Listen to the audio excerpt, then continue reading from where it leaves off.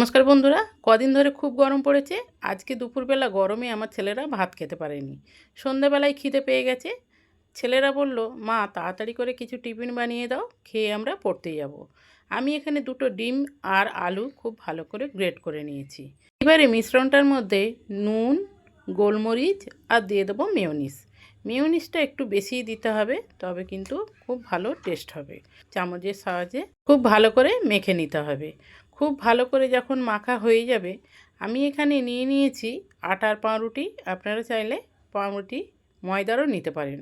একটা পাউরুটির পিস আমি হাতে তুলে নিলাম। যে মিশ্রণটা আমি খুব ভালো করে মেখে নিয়েছিলাম, পাউরুটির মধ্যে লাগিয়ে দিলাম। খুব ভালো করে লাগানো হয়ে গেলে এইবারে আমি পাউরুটিটাকে কোনাকুনি কেটে নেব।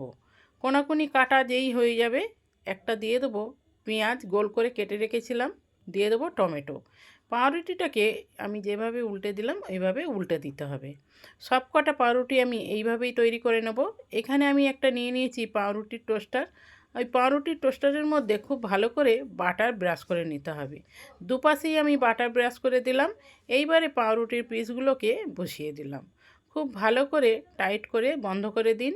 গ্যাসটা জ্বালিয়ে এপিঠ ওপিঠ খুব ভালো করে ভেজে নিতে হবে। খুব বেশিক্ষণ রাখবেন না, তাহলে কিন্তু পুড়ে উঠবে।